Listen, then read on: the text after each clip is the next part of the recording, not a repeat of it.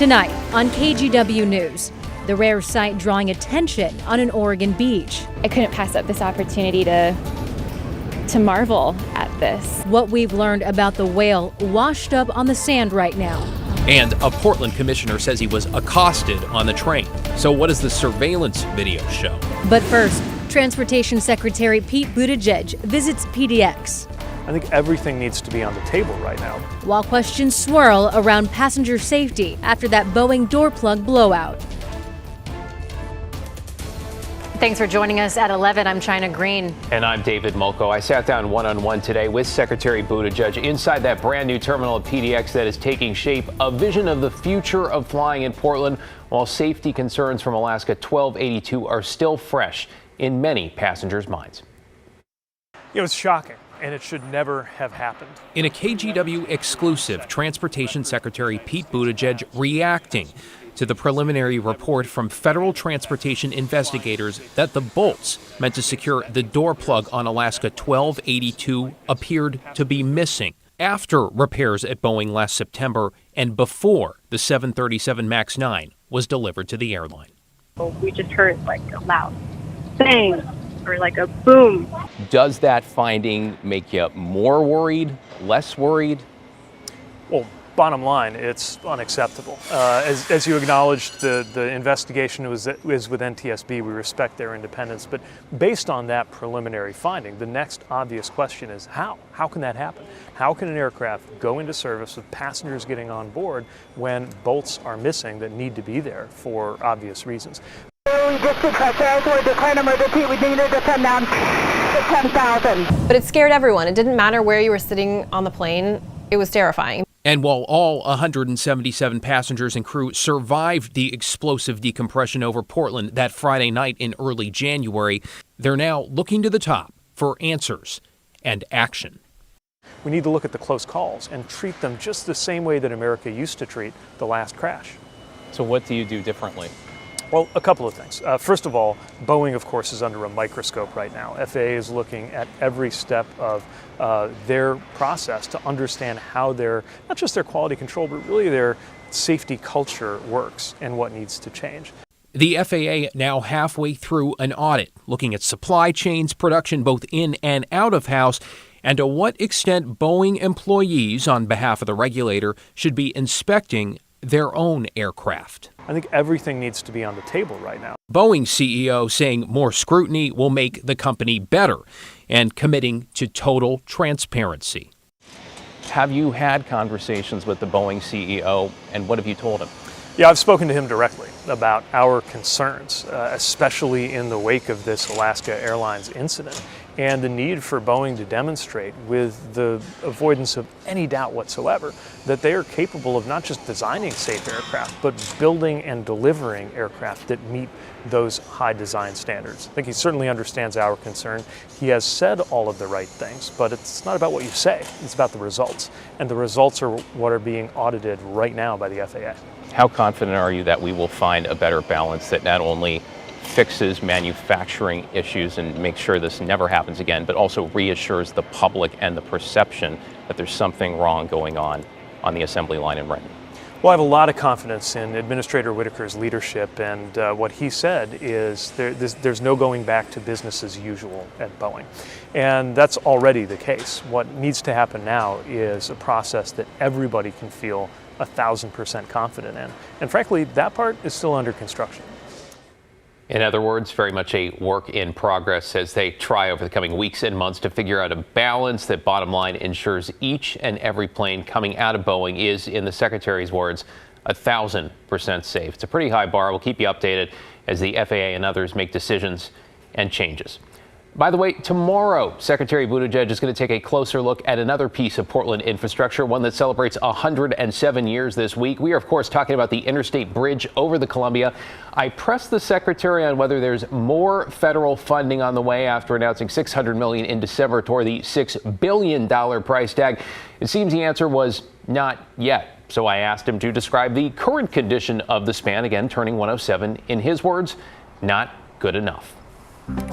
To get you caught up on tonight's other headlines, if you're headed to the airport tomorrow, you may see some flight attendants picketing. Unions representing attendants from several different airlines plan to protest across the country. Now, this is not a strike. In a statement, Alaska Airlines said those picketing are not scheduled to work, so they don't expect any disruptions to flight schedules. They did add that Alaska's flight attendant union is expected to vote to strike, but airline strikes have to be approved on the federal level, so that does not mean a strike is imminent. 2 Sherwood police officers were taken to the hospital after they ran into this building, or in this burning home, They were checking to see if anyone was left inside the house on Highway 99 when it caught fire this afternoon. The officers were treated for smoke inhalation. Firefighters say 2 people who lived in the home were also hurt. One was rescued by witnesses. The other got out on their own. Firefighters are investigating what started the fire. Portland police now confirm street racing was happening in the area where a crash killed 2 people in North Portland Saturday night. They believe both speed and alcohol were a factor. It happened near Terminal 6 along North Marine Drive, an area notorious for street racing and crashes. 2 people in the car that caught fire died. The driver was taken to the hospital in critical condition. Police say most of the people that were in the area when the crash happened took off before police could talk with them.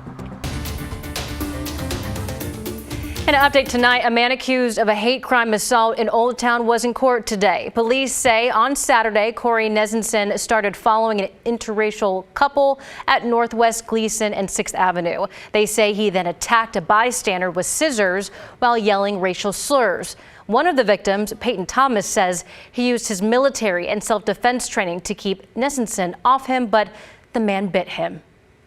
And I felt the bite. I didn't see the scissors at that time. I was just concentrating on the bite. But then as I'm reaching for his head so I can, subdue him, that's when I see the scissors. When I reached for the scissors, he tried to stab me like 2 or 3 times. Police say Nesenson also spat an officer while he was being arrested.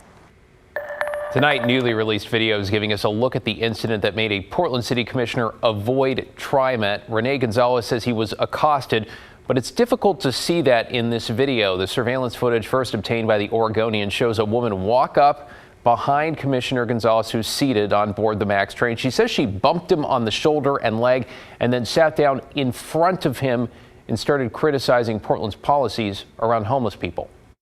She wasn't necessarily screaming or yelling. It wasn't, that temperature, but the combination of contact and then just engaging in critique of policy was what was concerning at the time. Well, the commissioner adds this was one of more than a dozen attacks he says he has faced dating back a year and a half, some physical, others verbal. Last month, someone set a car on fire at his home. Gonzalez, who's also running for mayor, says he believes he's being targeted because of his policies around public safety and homeless people. He's also taken steps to increase his security. 3 months after Portland teachers went on strike, the leader of the teachers union bargaining team says the strike should not have gone on for that long. In a letter, the former union bargaining chair Steve Lancaster said the teachers union should have narrowed its focus, been more realistic and willing to compromise. He pointed out through months of negotiations, the union's proposals did not change. One big disagreement came down to how much money PPS had to spend. The state's chief financial officer was eventually brought in to settle the dispute. Lancaster says the union president, Angela Bonilla, misestimated available funds. We reached out to Bonilla for an interview. She was not available. In his letter, Lancaster added that the strike may have been more effective if teachers had waited to strike during the legislative session, since both sides agreed that they needed more funding. New tonight, a Hillsborough family is grieving the unexpected and tragic loss of a 12-year-old boy hit and killed while riding his bike over the weekend. That crash happened on a busy stretch of road across the street from a police department. Alma McCarty shares his mother's heartbreak. Saturday afternoon, 12-year-old Joseph Brawson left his Hillsborough home on his bike. He was on his way to play basketball. He never made it. The preteen, a 6th grader at Lincoln Street Elementary, died on scene after a driver hit him on Southeast 10th Avenue and Gumleaf Lane. According to police, the crash happened around 4:10. This is the part that I just can't handle in my mind. I can't handle that Joseph saw the car coming at him and the car didn't see him. His mother, Sarah, still trying to process the tragedy. And for even half a second, if he was crying out in pain and I wasn't there, that tears me up inside. She says they hadn't heard from Joseph for a couple of hours, and he wasn't answering his phone. And I have the family link on my phone, so I followed his ping. And I pulled out on the highway and I saw all the police tape and the lights, and it was just... And I looked down at the phone at the address, and I was like, that's Starbucks. I drove as close as I could to the police tape, but I ran right into the police tape, and his bike was laying there. A memorial grows at the site of the crash as his loved ones, my little brother, like Sister Madison, remember the good times they shared. My favorite picture was the ones taken next to Lewis and Clark, the end of the Oregon Trail. And I had stolen his hat, and he wasn't going to take it back from me until I made him mad later that day. Everyone that met him just fell in love with him. He was such a character. We like to laugh and joke that he had such a mouthpiece on him, like he could banter back and forth, and everyone really enjoyed that about Joe. Sarah hopes officials might consider safety improvements to this specific area, questioning why and how this happened to her son. Why didn't you see him? My son never gets to come home again. It still doesn't feel real. Hillsborough police say the driver of the car remained on scene and cooperated with investigators. At last check, that driver was not being charged. To cover the unexpected funeral costs, family and friends set up a GoFundMe page. David, China. Thank you, Alma. Appreciate your reporting tonight. You're watching KGW News. Straight ahead at 11, a sad yet awe-inspiring sight as visitors to the Oregon coast get a rare chance to be up close with one of the biggest creatures in the ocean. Plus, a dangerous gas forces some local firefighters out of their station, the change making it safe again for them to return.